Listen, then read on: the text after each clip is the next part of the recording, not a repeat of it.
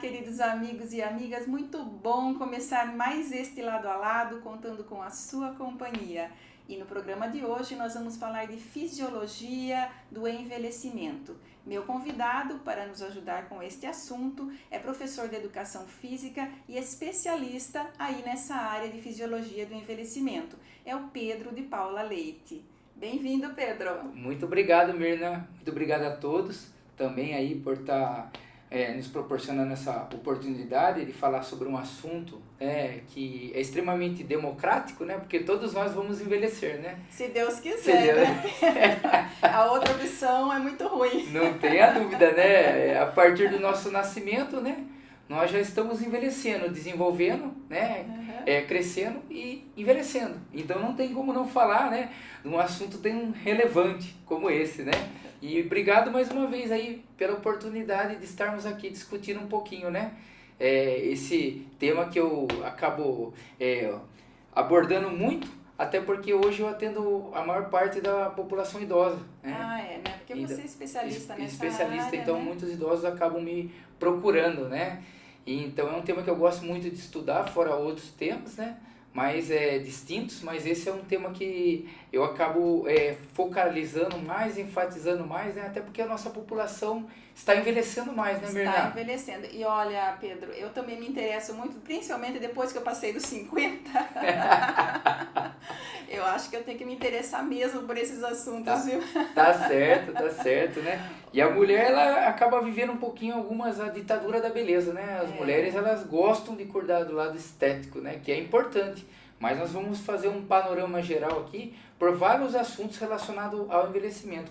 Não só aspecto estético, né, Mirna? Então vai ser legal esse bate-papo por conta disso. Tem aquele aspecto da autonomia, da independência do idoso, né? Que a gente precisa ficar bem para poder enfrentar essa terceira idade. Vamos abordar muito sobre a fragilidade também, né? Essa questão da independência nas atividades da vida diária, do cotidiano também, né? Então é importante a gente estar aprofundando nesse assunto para levar, né, o maior número possível de informações, né, às pessoas que vão estar nos assistindo aqui, com certeza. Com conteúdo de qualidade e agregador, né? Essa é a ideia do bate-papo hoje. E Pedro, o estudo aí de como o corpo humano envelhece é importante porque o número de idosos está crescendo, né? E em breve supera até o de crianças aqui no Brasil. Sim, Mirna, é uma coisa assim que a gente tem que estar pensando, porque a expectativa de vida ela aumentou, né? Hoje no Brasil está em torno dos 75 anos, né? Mas é comum a gente ver pessoas de 80, 90, até 100 anos, né? Então a expectativa de vida ela vem aumentando por vários fatores, né? A gente vai falar desde saneamento básico, a indústria farmacêutica, né? A parte de ciências, também nós podemos atrelar isso a próprias vacinas também, né? Então são vários fatores que estão, né, a própria medicina, né, então a maior familiaridade do paciente ao médico, idas, né, os exames de imagem também, hoje você tem, né, muito mais fidedignidade, né, nessa questão. Né? Os aparelhos agora na era digital melhoraram muito. Muito, né? Desde diagnóstico, né, e a conduta de tratamento também, né, seja uma intervenção com fármaco, né, com os remédios, ou até a intervenção cirúrgica, né, tem até a própria robótica hoje, que minimiza muito a questão, né, dos efeitos aí adversos de uma cirurgia, né. Então a gente vê que tudo isso favoreceu a expectativa de vida. Uma coisa que me chama um pouco a atenção, né, são os crescimentos alarmantes, tanto da obesidade como do sedentarismo, né? Então isso é uma coisa que me preocupa um pouco, né? A expectativa de vida ela vem aumentando, em contrapartida o sedentarismo, né, e a obesidade também, né? Nós vamos falar mais à frente. A obesidade ela é um quadro inflamatório, é uma doença para o organismo, né? E esse tecido, né, de célula de gordura, né, acaba regulando vários outros tecidos do nosso corpo. E é portas abertas para inúmeras outras doenças, né? Então você vê que o obeso ele traz de carona uma hipertensão, traz uma diabetes, né, um diabetes. Então são várias outras doenças, né, inclusive dores, né, inflamações gerais, né, isso de forma crônica para o organismo. Então a gente tem que parar e observar o que está acontecendo. Aumentou a expectativa, né, e naturalmente a obesidade e o sedentarismo também, né? Esse quadro de obesidade e e outras comorbidades, ele vai só piorando com a chegada da terceira idade, né? Se não cuidar. Sim, né? A gente tem as doenças crônicas, né? Essas doenças elas se instalam, né? E elas vão dando a possibilidade do surgimento de outras doenças também, né? Um conjunto delas, né? Existe até uma síndrome aí, que é a síndrome metabólica, onde você tem pelo menos 3 fatores, né? Então o indivíduo ele tem um sobrepeso, né? Ele tem aí um aumento da pressão arterial e um aumento da glicemia. Então você já tem uma tríade, né? Então, como pode ter também a circunferência abdominal, né? Em valores exacerbados, é mais um fator de risco para desenvolver essa síndrome metabólica, né? Ou síndrome plurimetabólica, como conhecida. Então a gente tem que tomar um pouco de cuidado, até porque o homem moderno, né? Ele perdeu essa intimidade com o movimento corporal. Se a gente voltar na história da humanidade, você vai ver que o homem tinha uma intimidade muito forte com o movimento, né? Então o homem ele tinha que caçar, então ele andava períodos maiores, né? Então caminhava, ele tinha que abater o animal, ele tinha que arrastar esse animal, limpar, preparar. Então o homem era nômade muitas vezes, né? Então, né? Até a revolução agrícola tinha mais atividade, né? Com certeza. E aí a gente foi perdendo, né? Hoje a gente tem um quadro que a gente chama de hipo, né? Pouco, né? Cinesia. Pouco movimento, né? A hipocinesia, né? O computador, o celular acabaram tornando a vida mais ainda sedentária, sim, né? Sim, né? Não estamos aqui culpando a tecnologia, pelo amor de Deus, porque todo mundo usa e a gente hoje precisa, né? Com certeza. Mas é uma realidade. Foi um avanço, né? A tecnologia ela trouxe, né, subsídios para muita coisa, né? Em contrapartida, teve o problema do comportamento sedentário, né? E falando em comportamento sedentário, né, os estudos hoje mostram, né, que a pessoa que ela pratica uma atividade física e depois ela trabalha boa parte sentada, né, ela não tem o mesmo benefício, vai ter benefício, não estou delegando que não vai ter benefício, do que o indivíduo que continua se movimentando ao longo do dia, né? Então isso chama-se comportamento sedentário, né? Então tem essa questão, né? Hoje todo mundo, especialmente pós-pandemia, né? Onde as pessoas passaram a ficar mais home office, né? Estão mais dentro de casa, né? Então nós vimos que na pandemia houve um aumento, né? Da inatividade, né? Do sedentarismo e da obesidade. E fora a saúde emocional também, né? Que essa pagou um preço alto, né? Justamente porque o exercício físico regular, ele é promotor de saúde física e psíquica. Nós vamos falar também mais à frente, né, Mirna? Vamos ter uma discussão meio longa aí, né, Mirna? Vamos voltar para o envelhecimento. Vamos lá, então, com certeza. O envelhecimento é um processo democrático, como você falou. Ele é democrático. Mas ele é diferenciado para as pessoas. Nem todo mundo envelhece no mesmo ritmo. Não, Mirna, uma boa colocação essa, né? Aí tem 2 coisas que devem ser levadas em consideração, né? O primeiro é a questão funcional, né? Então o envelhecimento ele traz a redução na funcionalidade, porque nós perdemos força e nós perdemos também massa muscular, né? E também estrutural, então há modificações na nossa estrutura, né? Porém, de acordo com as escolhas, aí nós temos o fator genético, e temos o fenótipo, que é o quê? O ambiente interferindo, né, no fator genético. Então, uma pessoa que é tabagista, uma pessoa que é alcoolista, uma pessoa que dorme pouco, por exemplo, hoje sabe-se da necessidade do sono. A privação de sono, ela acaba trazendo efeitos deletérios para o organismo.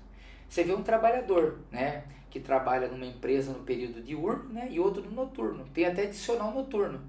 Você vê maior índices de obesidade, maior índices de pressão elevada, até a própria depressão, né? Porque você vê, você priva o sono, é terrível. Você fica 1, 2 noites sem dormir, você vê os efeitos, né? Especialmente em raciocínio, né? Na questão de alteração de humor. Então, as escolhas, o sedentarismo, a própria obesidade, tudo isso está atrelado a mexer diretamente no nosso fator genético, né? Então, é o fenótipo. Então, vai acentuar ainda mais, né?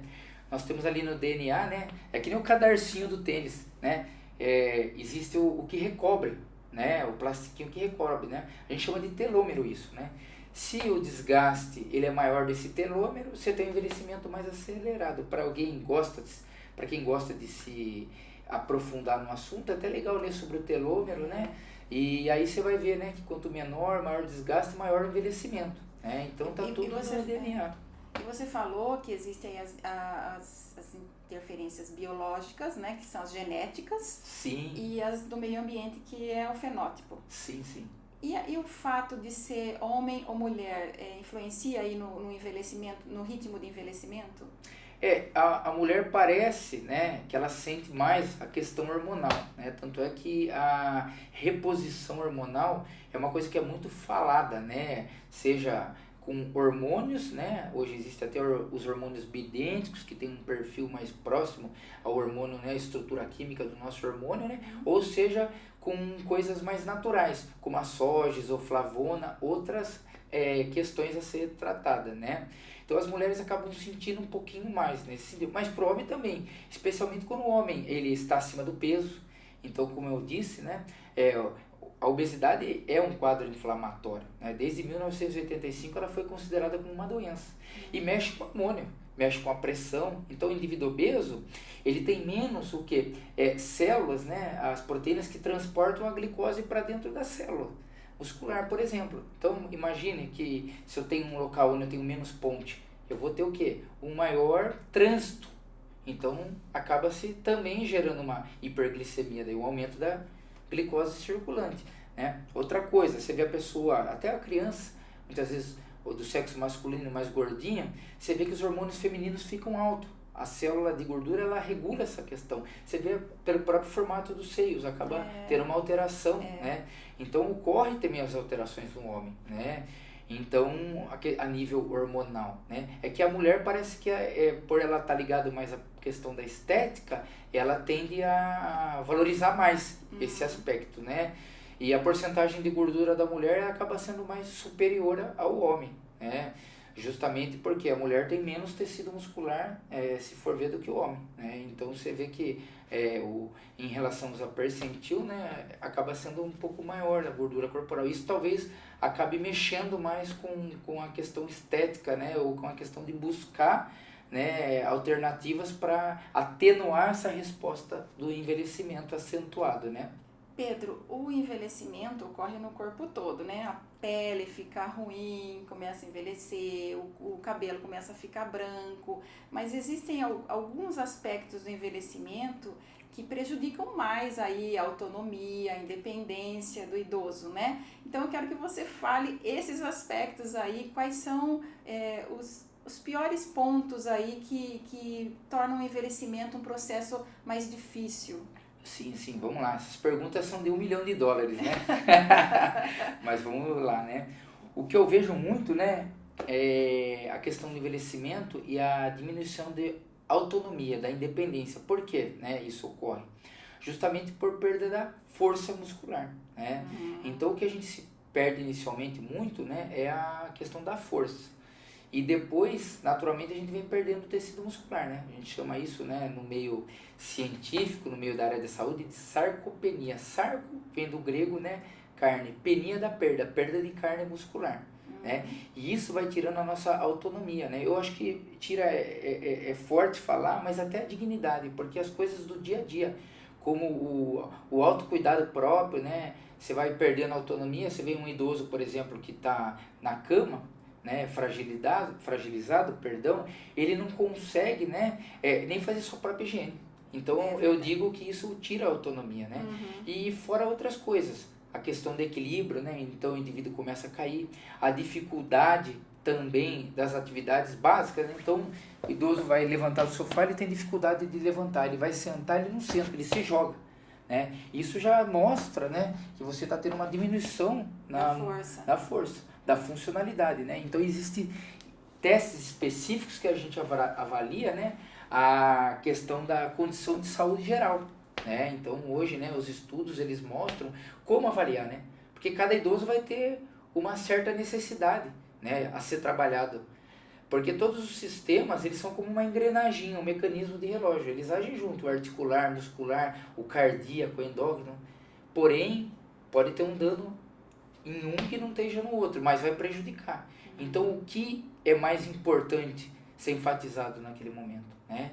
Então, realmente, né, Mirna, eu vejo que a funcionalidade é uma coisa que mexe muito, acaba reduzindo muito a qualidade de vida, né?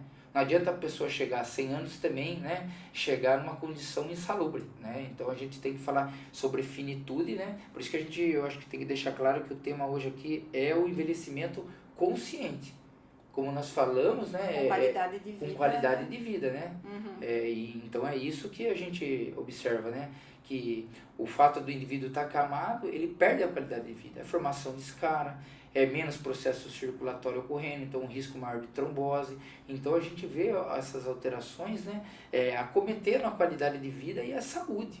E surgindo novas doenças, né? Por exemplo, circulatórias, como a gente falou, da trombose, né?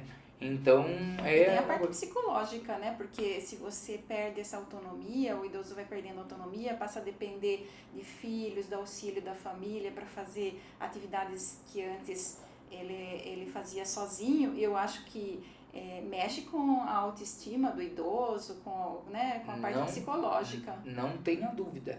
Inclusive, né, os idosos que foram mais organizados e se aposentaram e têm uma condição de física, financeira boa, eles possuem mais tempo. E aí eles têm mais tempo ocioso também, né? E aí existe aquele pensamento de ordem intrusiva, né? Que vai contaminando, falando, né? E isso mexe com o idoso se ele não tiver autonomia, né? Porque uma coisa é você ter uma possibilidade de ir a um teatro, você ter uma possibilidade de fazer uma leitura, ir até uma academia, uma viagem, né? Então você tem outra qualidade de vida nesse aspecto. Não tenha dúvida, né? Outra qualidade de vida. Então interfere diretamente, né? Porque o movimento, né?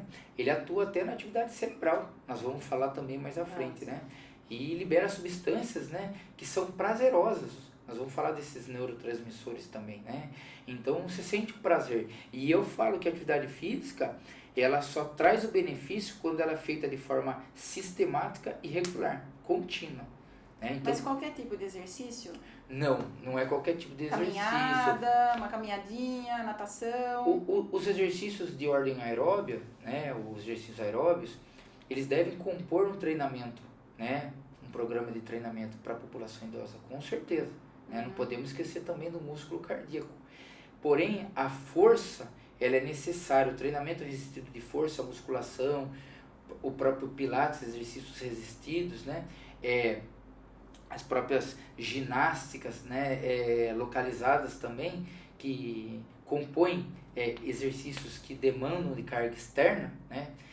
São necessários. Por quê? Primeiro porque o músculo, ele é o maior captador de glicose. Então vai evitar a primeira patologia, que é a que a gente falou aí, o diabetes. Segundo, que o músculo forte, ele vai proteger também as articulações. É como uma mola de um amortecedor, né? Então imagine. Uma almofadinha. Eu tenho uma mola forte, não deixa transferir para o amortecedor. E se eu tenho um músculo forte, eu não vou deixar transferir essa sobrecarga para quem? Para a cartilagem. E a cartilagem, ela não tem nem inervação e ela não tem nem vascularização. Você vê quando você vai preparar um frango, você vê que aquela cartilagemzinha branca, você não vê nada de circulatório chegando, você não vê nervos, nada. E é como a nossa cartilagem. Então, podem vender colágeno do tipo 2, as condroitinas, né, que são condoprotetores, mas não tem nada nos estudos apontando que vai regenerar a cartilagem. Tanto é que quando o idoso possui uma osteoartrose, né, um grau severo de desgaste, a dor ela acontece, porque daí já está tendo atrito na margem óssea, né? Então o músculo vai ter esse efeito protetor. Outra coisa, o treinamento de força gera bastante compressão, pequenos entorses ósseos. Isso vai ajudar a fixar cálcio na matriz óssea, né? Então existem as células, a gente chama de osteoclastos, que só que retiram, são nossos ladrõezinhos, e osteoblastos que fixam cálcio. E quando eu tenho essa resistência, né, sobre a parte óssea mecânica, eu tenho um aumento dessas células também. Mas para isso também precisa estar avaliado o perfil de vitaminas, especialmente a vitamina D, né? Tem que também ter uma alimentação adequada, que é uma outra coisa que também muitas vezes não acontece no idoso, né?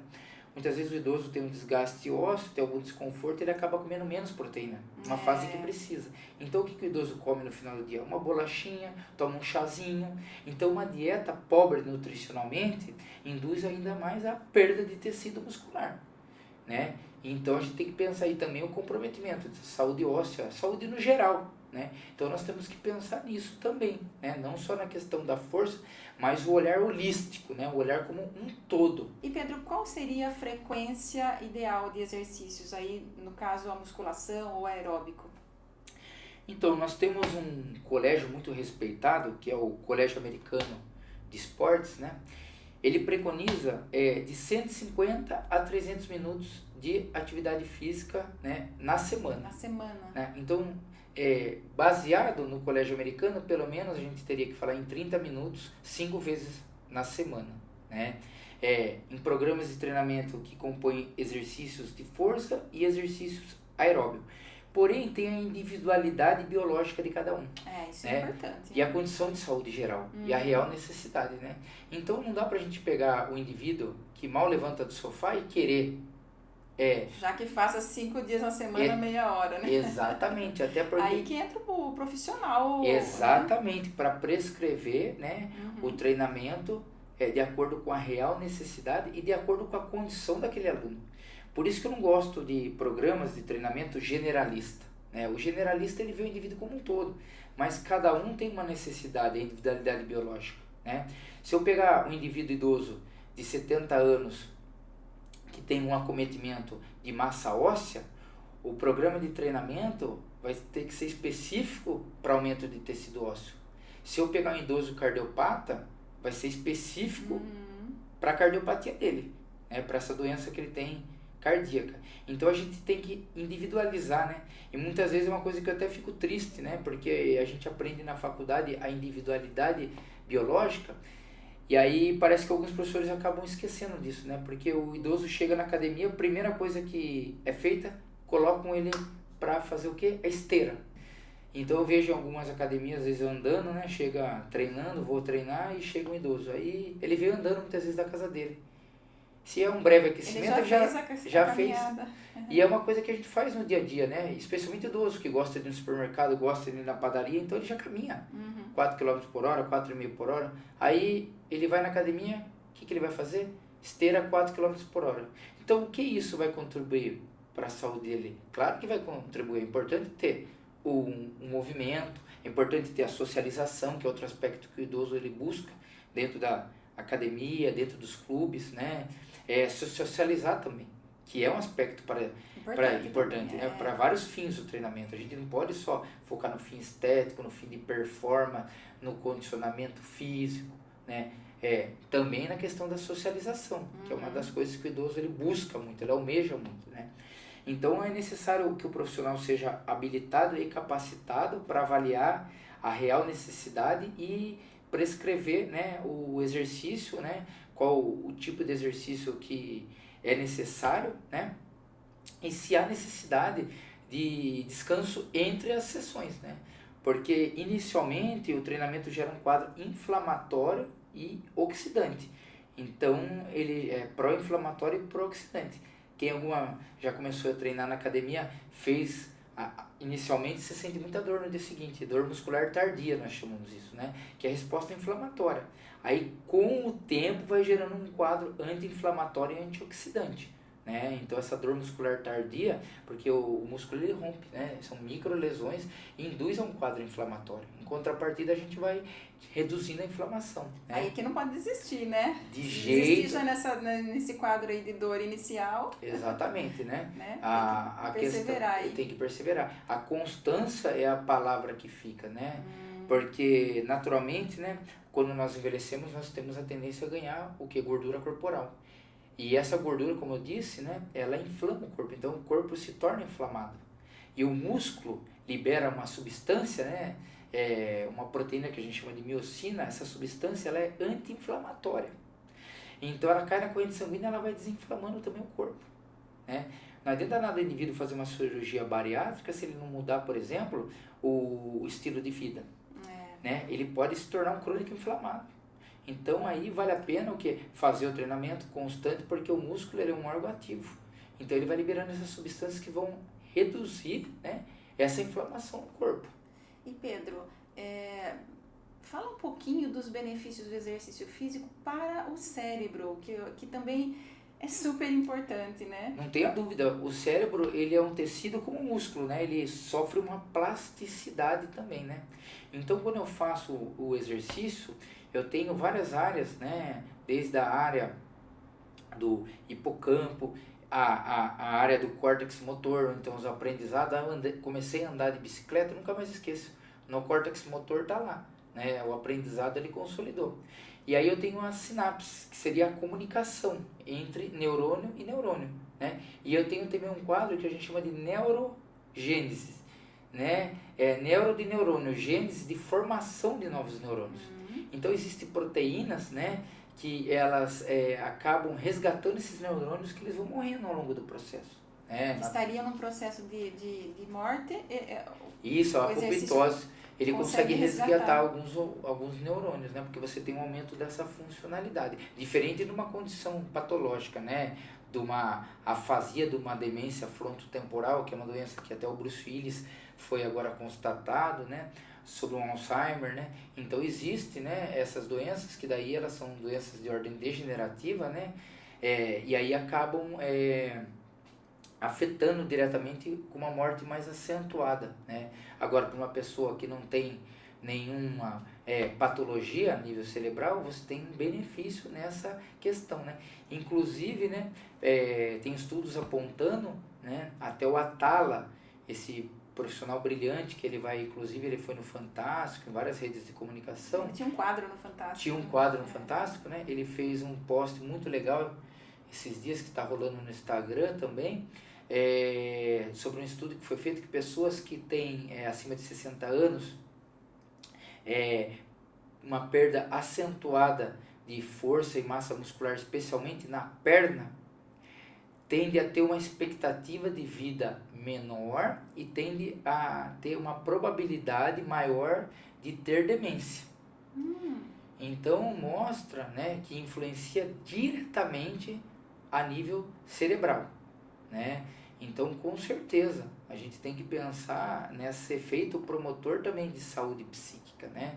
E fora que libera muitas substâncias como a dopamina, né, na área certa, as próprias endorfinas, né, que são substâncias que trazem também o bem-estar. E o bem-estar, né, eu falo, o prazer está ligado ao quê, né? A constância que a gente está falando, né? Porque tudo é resposta adaptativa. Eu treino sequenciado, eu tenho uma resposta, né? Então o corpo ele vai se moldando àquela situação. E Pedro, você trabalha na área há quanto tempo? Então eu trabalho na área há 15 anos, né? Entre ser estagiário e me formar, né, como professor de educação física, né? Então faz 15 anos que eu atuo na área, né? E depois você fez 2 especializações, as 2 foram aí nessa área da fisiologia do envelhecimento? Não, né? A primeira especialização que eu fiz foi em bioquímica, fisiologia, treinamento e nutrição desportiva, né? Essa pós-graduação ela foi feita lá na Unicamp, no Laboratório de Bioquímica do Exercício, e aí ela deu a base em relação à parte de fisiologia clínica e fisiologia do exercício, né? As respostas, né, a partir de um programa de treinamento, como, né, o exercício físico programado ele responde no nosso corpo, as respostas adaptativas. E foi voltada mais para a questão de performance, estética. Aí urgiu a necessidade dentro de mim, né, de buscar a questão da fisiologia do envelhecimento. Daí eu fiz na USP com o professor José Maria Santarém, que é um fisiatra renomado, né, uma pós-graduação em fisiologia do envelhecimento, com ênfase em patologias, em doenças, e como intervir nessas doenças com exercício físico, né? Então uma acabou complementando a outra, né? Então foi essa a escolha, né? Senti uma necessidade, né? Justamente porque hoje até a classe médica indica o treinamento.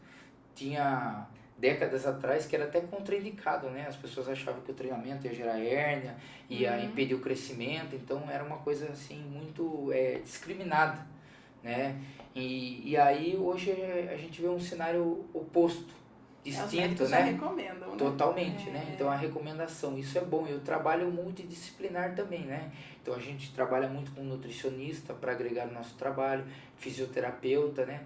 Os próprios médicos, então a gente vê geriatra, ortopedista, né? Várias outras classes dentro da medicina indicando, né? E até hoje psicólogos, né? Então eu recebo também, né? De psicólogos e psiquiatras, né? Alunos, né? Para melhora da saúde geral, inclusive, né? A gente fala dessa psicoadaptação, essa resiliência, né? A gente melhora essa capacidade de passar pelo percalço, né? Pelas dificuldades, né? Fazendo exercício físico, né? Então é uma coisa que também agrega, né? É importante o profissional da educação física estar sempre assim como você, né? Se especializando, procurando novos estudos. Sim, Mirna, a área da saúde ela tem evoluído muito, né? Graças a Deus, felizmente, a gente está tendo muita evolução. Hoje a gente acaba tendo muita informação, como nós falamos lá atrás, né, no começo, sobre a tecnologia, né? Então, hoje a gente tem uma leva muito grande de artigos científicos mais acessível, né? Quando eu comecei a estudar, a gente tinha muita coisa impressa, não tinha muito acesso a tanto artigo, tinha que comprar lá na Birene, então isso facilitou muito, né? Muitos professores de referência também hoje, né, especialmente na pandemia, disponibilizaram lives gratuitas, então é uma constante atualização, porque a ciência está evoluindo, né? Então é necessário você estar se atualizando, né? Senão você está fadado ao fracasso, né? Ou a não ter algo diferenciado para você e para o teu cliente. Você atende onde hoje? Hoje eu atendo na academia Tem Esportes, em Itu, né? Ali no Plaza Shopping, né? Uhum. Ela fica no Plaza Shopping, e faço meus atendimentos personalizados também, né? Atendo como personal trainer, né? Então essas duas vertentes também. E também ministros palestras, alguns cursos, né? E também fazemos algumas publicações também, que eu gosto bastante da área acadêmica. Então eu também publico algumas coisas na literatura. E também no meu Instagram tem, né? Eu tô acompanhando os seus posts lá. Passa legal. o seu Instagram Legal. para as pessoas acompanharem também as dicas. Sim, é Pedro Paula Leite, né? Meu nome é Pedro de Paula Leite, então é Pedro Paula Leite. E aí sempre eu estou publicando posts relacionados, né, a essa temática, envelhecimento, treinamento, né? E tentando trazer uma informação com qualidade, né? Porque hoje tem inúmeros modismos, né? Então a gente vê cada hora uma bolacha melhor do que a outra, né, em relação ao treinamento. Então, promessas são inúmeras, muitas insustentáveis, então a gente tem que tomar um pouco de cuidado, né? Porque esses modismos, eles também geram um caminho oposto, né? Um caminho muitas vezes de lesão, de falta de aderência, né? Então é importante a gente estar sempre buscando entender, né, esse aspecto, né? E se alguém quiser entrar em contato, pode entrar em contato pelo Instagram? Pode, fica à vontade, eu adoro, né? É um tema que me agrada muito, será um prazer sempre. Pedro, então agora, para encerrar nossa ótima entrevista, você trouxe muito conhecimento hoje pra gente aqui, mas para encerrar eu vou pedir para você deixar um pensamento, um lema, um mantra que acompanha você durante a vida. Claro. Como o envelhecimento é um processo, né, multifatorial, multicausal, busque sempre ter aderência, né, às suas escolhas, aos seus hábitos, né? Então, eu acho que aderência é uma palavra que fecha. Por exemplo, aderência numa vida ativa, né? Aderência numa alimentação apropriada, adequada, aderência no sono também, né? O sono ele é fundamental nesse processo, né? Até porque à noite a gente tem toda essa toxicidade, a gente tem um sistema, né, que ele limpa a parte cerebral, tirando proteínas tóxicas, então tem uma noite de sono reparadora. Tenha um convívio adequado social com pessoas que agreguem, então tire circunstâncias tóxicas, pessoas tóxicas da sua vida, né? E entenda que tudo isso só vai acontecer no longo prazo, é um processo, nada acontece do dia para a noite, né? Então, resumindo, eu acho que, como nós falamos bem, né, a partir do nosso nascimento, nós estamos desenvolvendo, crescendo, envelhecendo. Então, a aderência é a palavra que fecha o nosso bate-papo, né, para esse envelhecimento ocorrer de forma sustentável, né, que preserve a sua funcionalidade ou que diminua o mínimo possível dela, que tente atenuar essa modificação na estrutura corporal, né? E que isso traga para você autonomia e independência para você viver com qualidade, chegar lá bem, chegar no cume da montanha, né? Caminhando, né? A diferença é você chegar, né? Caminhando ou chegar de helicóptero, você vai chegar dos dois lados, mas o prazer de chegar, eu acho que é o grande diferencial. Obrigada, Pedro, por todas essas informações que você nos trouxe hoje. E eu que agradeço a ilustre oportunidade. Imagina. E obrigada a você que nos acompanhou em mais este Lado a Lado. Beijo no seu coração. Acompanhe a gente também pelo Spotify. Beijo no seu coração e até semana que vem.